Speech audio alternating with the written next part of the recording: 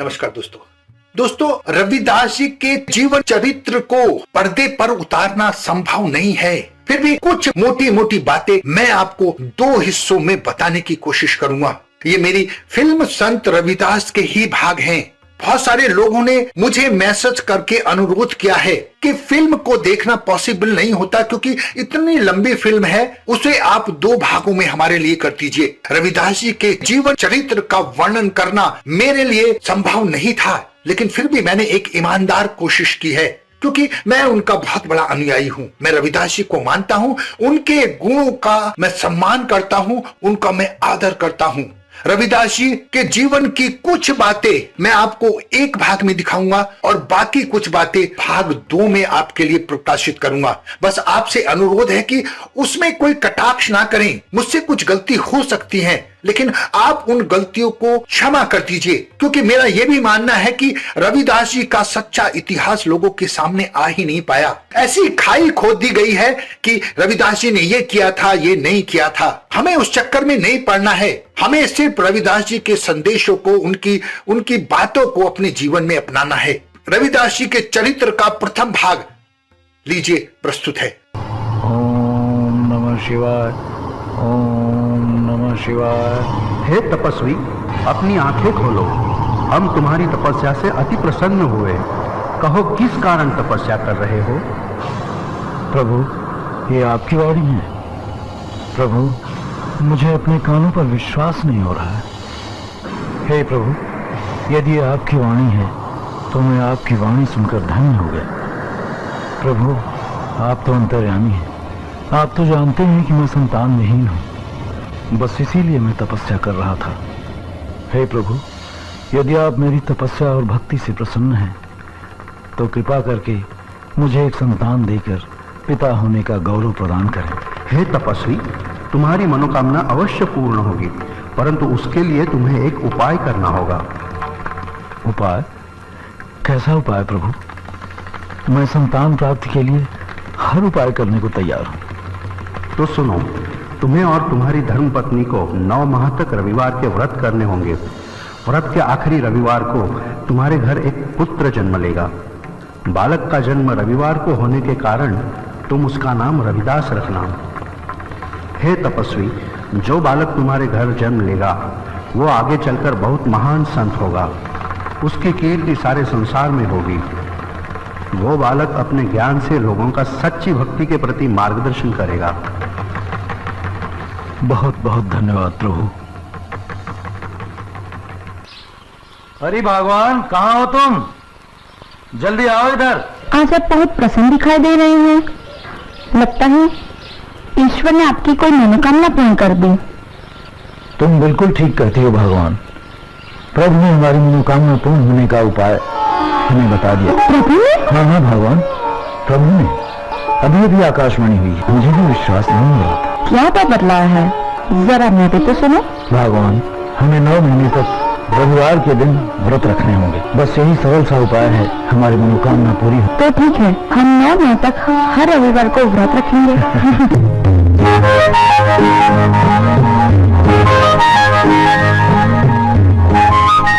बहन, पता नहीं क्यों मेरा नाम दूध नहीं पिया। ऐसे ठीक से दूध नहीं पिला रही होगी। नहीं बहन, मैंने बहुत कोशिश की। तुम ऐसा करो, इसके पिताजी को बुलाना। ठीक है। क्या बात है भगवान, मुझे इस तरह क्यों बुलाया? सब ठीक तो है ना? स्वामी मन नहीं कर रहा है। आप ऐसा कीजिए, जल्दी से जाके किसी वैद्यराज को बुला के लाइए। अच्छा अच्छा, तुम धैर्य से काम लो, अपने आप को और बच्चे को संभालो। मैं अभी वैद्यराज को लेकर आता हूँ। वैद्यराज जी प्रणाम भाई। अरे रघु, तुम इतने घबराए हुए क्यों? सब कुशल तो है? कुछ भी कुशल से नहीं है वैद्यराज जी, इसीलिए तो आपके पास आया हूँ। क्यों, क्या हुआ? जरा बैठकर अपनी समस्या बताओ। बैठने का समय नहीं है वैद्यराज जी, जल्दी से उठिए और चलिए मेरे साथ। ठीक है भाई, चलो।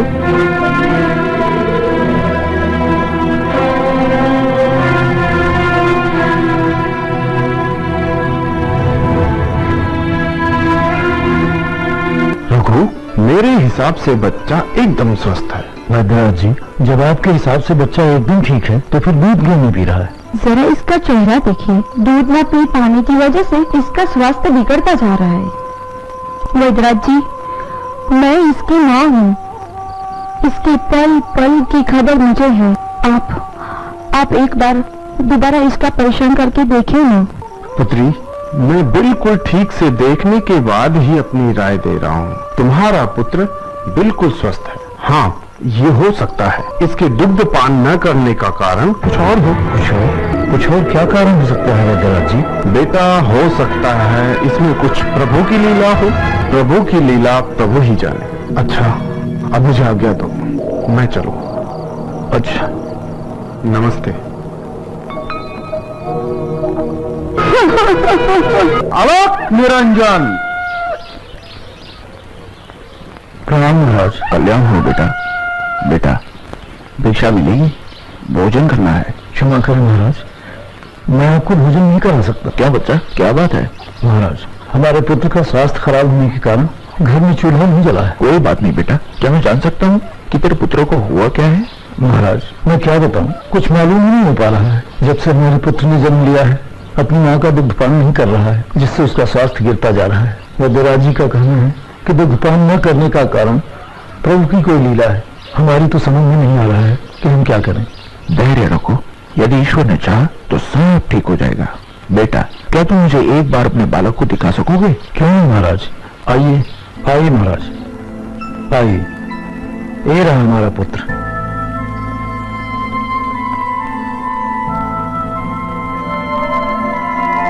यदि तुम लोगों को बुरा ना लगे तो मैं इस बालक का परीक्षण एकांत में करना चाहता हूँ। कृपा करके तुम लोग बाहर जाने का कष्ट करोगे? परंतु महाराज। पुत्री, यदि तुम्हें हम पर विश्वास है तो जैसा हम कहते हैं वैसा करो। ईश्वर ने चाहा सब ठीक हो जाएगा। आओ भगवान, आओ, ज्यादा संकोच मत करो, आओ।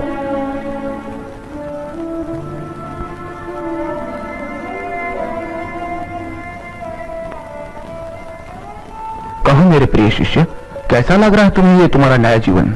और हाँ, एक बात बताओ, क्यों दुग्धपान त्याग कर अपनी जीवन लीला समाप्त करना चाहते हो? गुरुदेव, आप तो सब कुछ जानते हैं। एक शूद्र के यहाँ से भिक्षा लाने के कारण मुझे श्राप दे दिया था कि जा, तेरा अगला जन्म इसी जाति में होगा। तो गुरुदेव, आप ही मेरी दुविधा को दूर करें। जब तक मुझे इस जाति में जन्म लेने का उद्देश्य तथा उस उद्देश्य को पूरा करने के लिए आपका आशीर्वाद नहीं मिल जाता, तब तक मैं दुग्धपान नहीं करूंगा। बेटा, मेरा आशीर्वाद तो सदैव तुम्हारे साथ है। मेरा श्राप तो एक बहाना था। इस जाति के उद्धार के लिए ही तुम्हारा जन्म इस जाति में हुआ है। तुम्हें अपने ज्ञान के द्वारा लोगों का प्रभु के प्रति सही भक्ति का मार्गदर्शन करना होगा। तुम उस माँ से अन्याय मत करो जिसने तुम्हें जन्म दिया है। माँ माँ होती है बेटा, उसे और मत सताओ। दुग्धपान कर उसे उसका माँ होने का गौरव प्रदान करो बेटा। जैसी आपकी आज्ञा गुरुदेव, परंतु इस संसार में ऊंच नीच का बड़ा भेदभाव है। लोग छोटी जाति वालों से घृणा करते हैं। यहाँ मनुष्य मनुष्य के पास बैठना तो दूर, उनकी बातें सुनना भी पसंद नहीं करता। सच बड़ा दुख होता है ये सब कुछ देखकर। बेटा, इस कारण ही तुम्हारा जन्म इस छोटी जाति में हुआ है। तुम्हें अपने ज्ञान और भक्ति से लोगों की सोच बदलनी है। तुम अपने ज्ञान का प्रकाश हर तरफ फैलाओ और लोगों का सही मार्गदर्शन करो। गुरुदेव, मैं आपके आशीर्वाद को कभी व्यर्थ नहीं जाने दूंगा। जब तक इस शरीर में प्राण है, तब तक मैं अपने जन्म लेने के उद्देश्य को पूरा करता रहूंगा। मैं आपको कभी निराश नहीं करूंगा। परंतु मेरी एक इच्छा है गुरुदेव। कहो पुत्र, जन कल्याण के लिए अपनी इच्छा कहो। गुरुदेव, मेरी इच्छा है कि समाज के सभी वर्गों के लोग मेरे घर भोजन ग्रहण करें। मेरा आशीर्वाद तुम्हारे साथ है पुत्र, तुम्हारी इच्छा अवश्य पूर्ण होगी।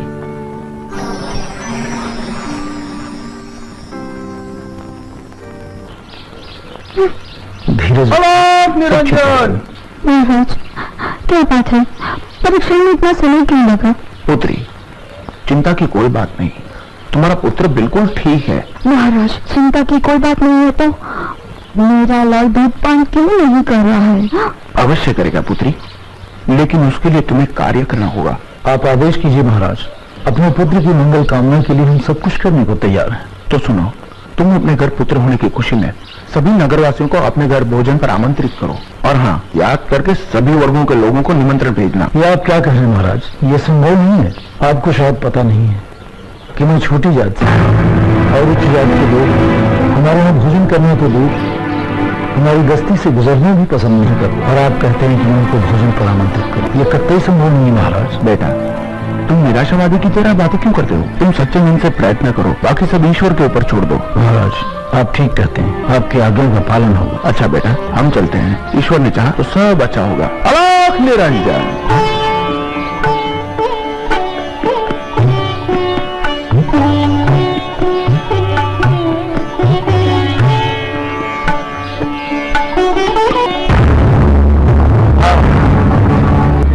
नीच, खबरदार, जो अपनी परछाई भी हम पर पड़ने दी इसी जमीन में खोद कर गाड़ दूंगा। नीच, तूने हमारा धर्म भ्रष्ट कर दिया। तूने ये कैसा माया जाल रचाया है? आप लोग यूं क्रोधित न हो, मैंने कोई मायाजाल नहीं रचाया है। मेरे में पुत्र होने की खुशी में मैंने आप सब लोगों को निमंत्रण भेजा था, जो आप लोगों ने खुशी खुशी स्वीकार कर लिया। आप सब यहाँ अपनी इच्छा से पधारे हैं। खुशी तो दूर की बात, हम तो तुम्हारे यहाँ बाप के भी नहीं आना चाहते। अब हम तुझे नहीं छोड़ेंगे। यहाँ उपस्थित भद्रजनों ध्यान से सुनो। तुम सभी वर्ग के लोगों को यहाँ बुलाकर भोजन करवाने की लीला हमारी थी। जिस बालक ने रघु के घर में जन्म लिया है वो बहुत ज्ञानी, विद्वान एवं सच्चा ईश्वर भक्त है। उसी की इच्छा थी आप सब लोग एक साथ सभी भेदभाव मिटाकर भोजन करें। बस उसी की इच्छा पूरी करने के लिए हमने ये लीला रची है। इसमें रघु का कोई दोष नहीं है। क्या माया थी यह कुछ पता ही नहीं चला। चलो शीघ्र स्नान करके पवित्र होते हैं। चलो।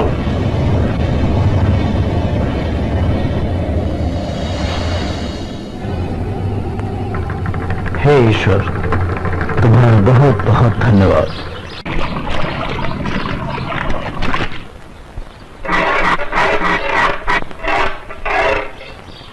ए, सुनो, हमारी जूती टूट गई है, क्या तुम इसे ठीक कर दोगे? हाँ हाँ शास्त्री जी, क्यों नहीं। अरे यही तो मेरा काम है। लाइए दे दीजिए।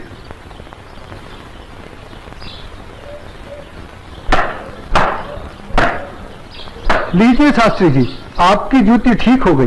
कितने पैसे हुए? जो मन करे दे दीजिए। ये लो। शास्त्री जी, बुरा ना मानो तो एक बात पूछूं? जो पूछना है जल्दी पूछो, हमारे पास समय नहीं है। आप लोग इतनी सुबह सुबह कहाँ जा रहे हैं? आज पूर्णिमा है, इसीलिए हम सब लोग गंगा स्नान करने जा रहे हैं। गंगा माँ के चरणों में दान पुण्य करके उनका आशीर्वाद प्राप्त करेंगे। परंतु तुम ये सब क्यों पूछ रहे हो? आप लोगों को देखकर मेरे मन में ख्याल आया था कि आप लोग जरूर किसी शुभ कार्य के लिए जा रहे हैं। अगर आप लोग मेरा भी एक काम कर दें तो आपकी बड़ी मेहरबानी होगी। करने योग्य होगा तो अवश्य करेंगे। जल्दी बताओ क्या काम है? शास्त्री जी, आज बड़ा शुभ दिन है और आज के दिन मैं भी चाहता हूँ कि कुछ दान पूर्ण करके गंगा माई का आशीर्वाद प्राप्त करूँ। शास्त्री जी, मेरी तरफ से ये दमड़ी गंगा माई को अर्पण कर दें तो आपकी बड़ी मेहरबानी होगी। ठीक है, दे देंगे। लाओ। ये क्या ज्ञानी होकर अज्ञानी जैसा काम करते हैं? क्यों, क्या हुआ? राम राम, आंखें होते हुए भी अंधों जैसी बात कर रहे हैं। ये छोटी जाति से है। अगर इसकी छुई हुई दमड़ी आपने छू ली तो आप भी अपवित्र हो जाएंगे। गंगा जी में डुबकी लगाने के बाद भी पवित्र नहीं हो पाएंगे। राम राम राम राम। हाँ, तुम ठीक कह रहे हो। सुनो, तुम अपनी दमड़ी इस पत्थर पर रख दो। जैसी आपकी आज्ञा। ओम पवित्राय पवित्राय नमः। हाँ, अब ठीक है, अब आप इसे छू सकते हैं। ठीक है, चलो। शास्त्री जी, एक प्रार्थना और थी। आप क्या है? शास्त्री जी, अगर गंगा माई स्वयं हाथ बढ़ाकर मेरी ये भेंट स्वीकार करें तभी दीजिएगा, अन्यथा मत दीजिएगा। अगर स्वीकार करें तो बोल दीजिएगा ये तेरे भक्त रविदास ने भेजी है। ठीक है भाई, हम ऐसा ही कर देंगे। चलो चलो चलो।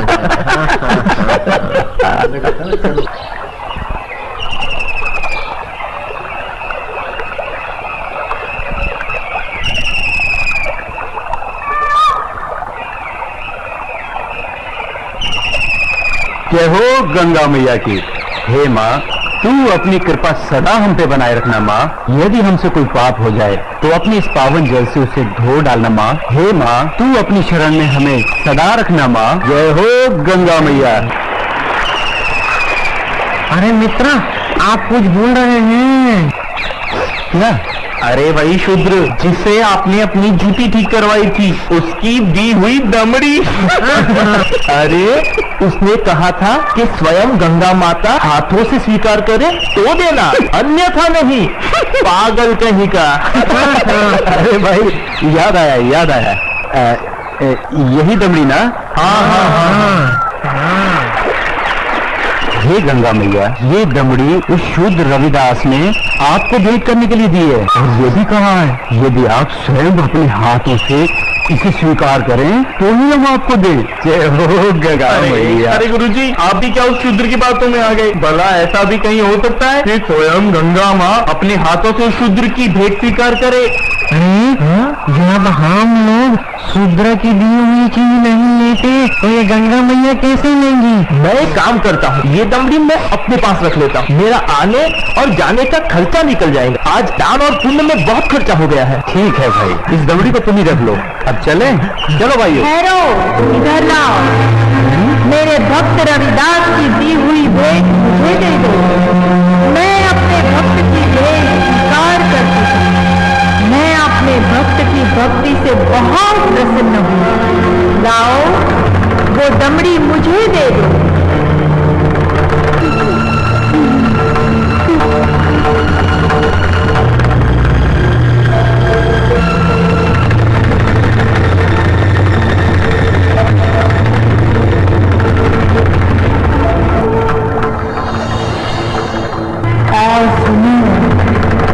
ये कंगन मेरी ओर से मेरे भक्त को दे देना और कहना मैंने उसकी भेंट स्वीकार कर ली।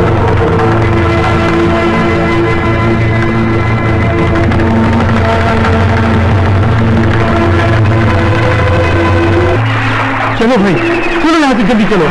ये मुझे लगता है ये जरूर उस सूर्य का फैला हुआ कोई माया जाल है। चलो। गुरुजी, हमारी आंखों ने जो देखा और हमारे कानों ने जो सुना, क्या वो सच था? वो तो एकदम सच था, किंतु ये बिल्कुल सच नहीं था कि गंगा माँ ने स्वयं अपने हाथों से उस शुद्ध रविदास की भेंट स्वीकार की। और मुझे तो लगता है ये शुद्ध रविदास कोई बहुत बड़ा मायावी है। हाँ, मुझे भी यही लगता है। मैं अपनी आंखों और कानों पर अभी तक विश्वास नहीं कर पा रहा हूँ। परंतु एक बात मेरी समझ में नहीं आ रही, इस तरह के मायावी चमत्कार दिखाकर उस शुद्ध रविदास को क्या प्राप्त हुआ? प्रसिद्धि। हाँ, प्रसिद्धि। वो यही चाहता है कि हम उसके इस माया जल को चमत्कार समझें। तो आगे की कहानी मेरी पूरी तरह से समझ में आ गई। वो शूद्र यही चाहता है कि उसके इस चमत्कार की चर्चा हम पूरे राज्य में करें, जिससे राज्य के भोले भाले लोग उसे गंगा माँ का सच्चा भक्त समझकर उसकी पूजा करने लगे। आप बिल्कुल सही कह रहे हैं। लेकिन इस कंगन का क्या करें?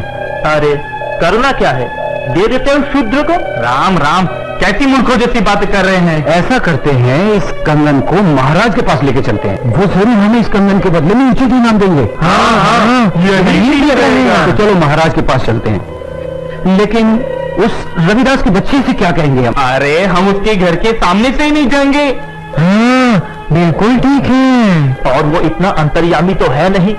अरे उसे तो पता भी नहीं चलेगा कि गंगा माँ ने उससे देने के लिए कोई कंगन दिया भी है या नहीं।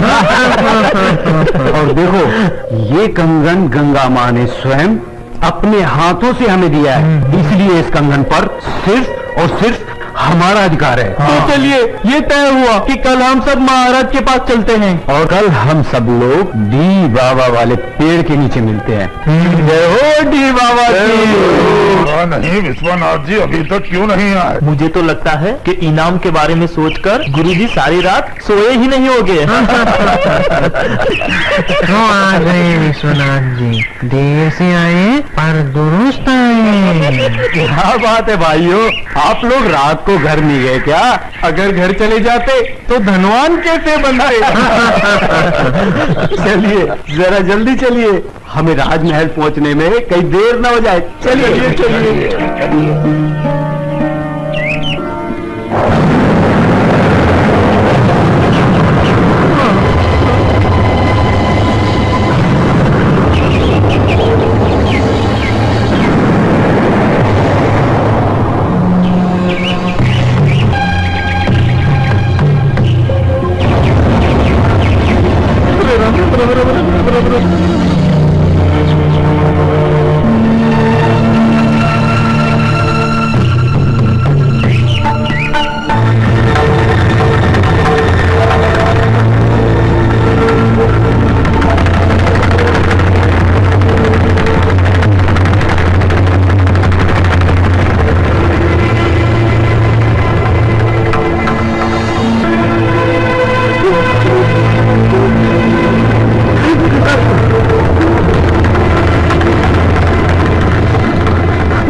अब ये कौन सी माँ है शूद्र रविदास की? पर ध्यान मत दीजिए, पतली गली पकड़िए और निकल लीजिए। हाँ चलो शाही बाग तक तो आ गए। अभी भगवान नीचे मुझे क्या देख रहे हैं? कुछ नहीं, मैं तो देख रहा था अपने वो गुरु हरिशंकर जी कहाँ रह गए? कहीं का। चलो महाराज से मिलते हैं। अरे भाई द्वारपाल, हम लोगों को महाराज से अभी मिलना है। अभी सूचना देता हूँ। रुको, पंडित जी के लिए सूचना की कोई आवश्यकता नहीं है, इन्हें महाराज से अभी मिला देते हैं। आइए, चलो भाइयों, चलो।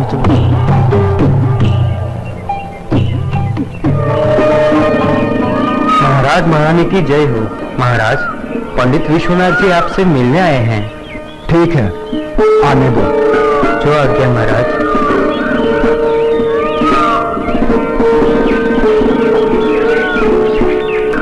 महाराज की जय हो।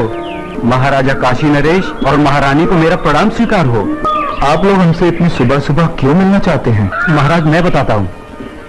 हमें हमारी वर्षों की भक्ति से जो फल प्राप्त हुआ है वो हम आपको भेंट करना चाहते हैं। वर्षों की भक्ति का फल?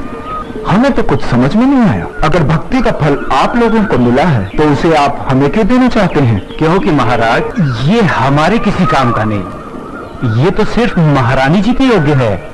ये तो वास्तव में बहुत अद्भुत कंगन है, लेकिन ये तुम्हें कैसे प्राप्त हुआ? महाराज, ये कंगन हमारी भक्ति से प्रसन्न होकर स्वयं गंगा माँ ने भेंट स्वरूप हमें दिया है। क्या कहा? स्वयं गंगा जी ने आप लोगों को यह कंगन दिया है? सच महाराज, यह तो बड़ा अद्भुत कंगन है। इसने तो हमारा मन मोह लिया है। लेकिन इस एक कंगन का हम क्या करेंगे? इनसे कहिए इसके साथ का एक और कंगन लाकर दे। सुन लिया विश्वनाथ जी, अब आप लोग पूजा और भक्ति करके गंगा माँ से हमें इसमें का दूसरा कंगन भी ला कर दें। हम आपको मुंह मांगा इनाम देंगे। क्षमा करें महाराज, लेकिन इसमें का दूसरा कंगन हम आपको नहीं दे सकते।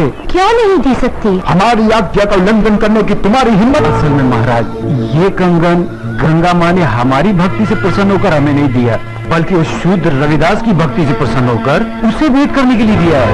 क्या कहा? गंगा माँ ने स्वयं ये कंगन रविदास को भेंट करने को दिया है? हमें यकीन नहीं हो रहा। हमें सारी घटना विस्तार से बताओ।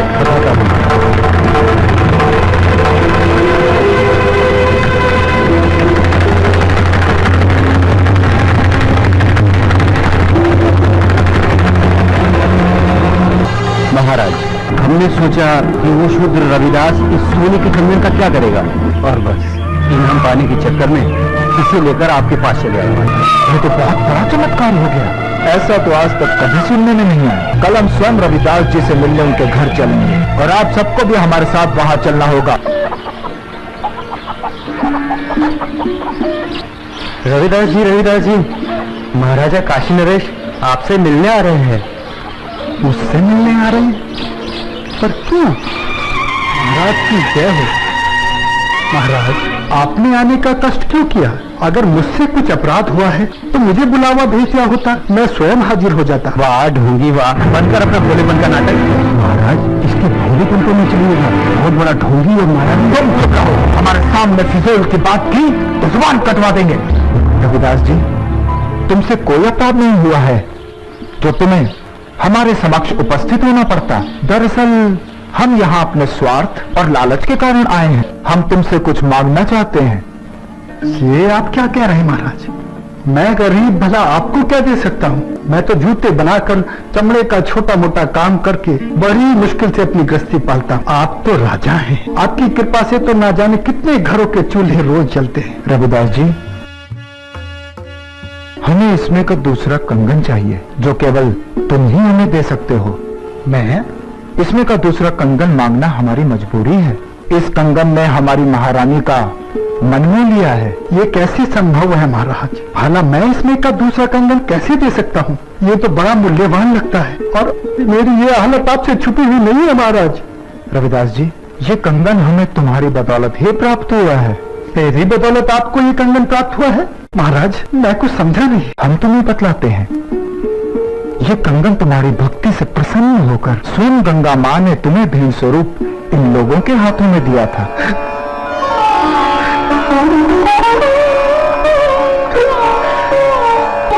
आप सच कह रहे हैं ना महाराज? क्या गंगा माई ने मेरी भेंट स्वीकार कर मेरी भक्ति से प्रसन्न होकर ये कंगन भेंट स्वरूप मुझे प्रदान किया था? तेरा लाख लाख शुक्र है गंगा माँ। तेरे इस आशीर्वाद से तेरा ये रविदास भक्त तुल्य हो गया, तुल्य हो गया। बंद कर अपनी ये नोटंकी। ये तो सब तेरा रचाया हुआ माया जाल है। मैं भला ऐसा किस लिए करूंगा?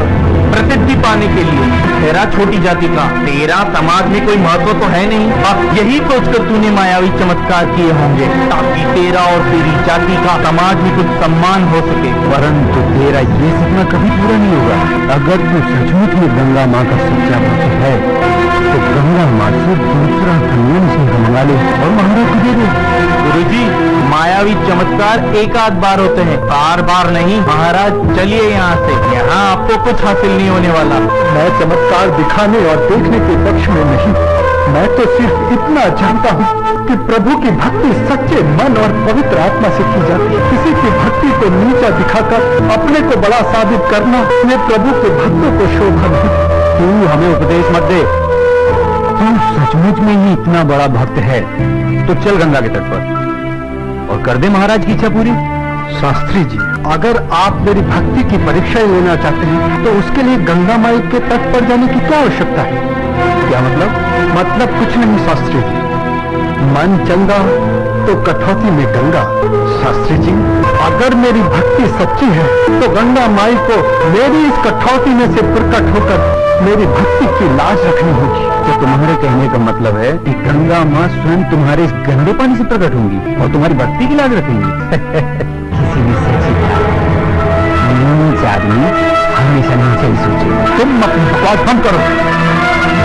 रविदास जी, हमें तुम्हारी भक्ति पर बिल्कुल भी संदेह नहीं। यदि तुम हमें दूसरा कंगन नहीं दिला सकते तब भी हमें तुमसे कोई शिकायत नहीं है। नहीं महाराज, अब बात सिर्फ कंगन की नहीं, मुझ जैसे नीच जाति के भक्त की है। अगर मैं इस तरह हार गया तो मेरी जाति में जन्म लेना बेकार हो जाएगा और ये मेरी जाति के माथे पर कलंक होगा और मैं अपनी जाति के माथे पर कलंक बर्दाश्त नहीं कर सकता। मेरी जाति, मेरा समाज मेरे नाम को धिक्कारे, ऐसा मैं कभी नहीं होने दूंगा। महाराज, मैं आपकी इच्छा पूरी करने का प्रयत्न करता हूँ। आप आया हूँ पहाड़ के नीचे।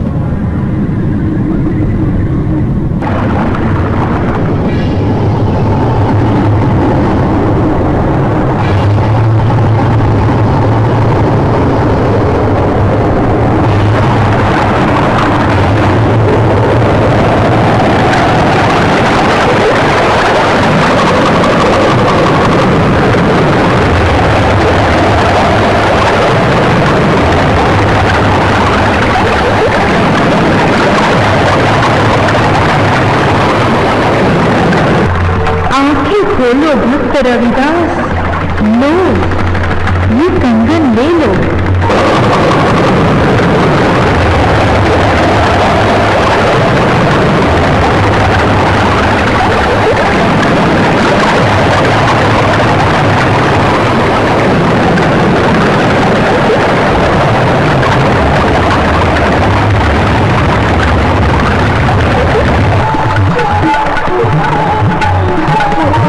धन्यवाद आज तूने छोटी जाति को और सुखाने से बचा लिया माँ। तूने मेरी लाज रख ली, वरना तेरा ये भक्त रविदास आज किसी को मुंह दिखाने के काबिल न रहता माँ।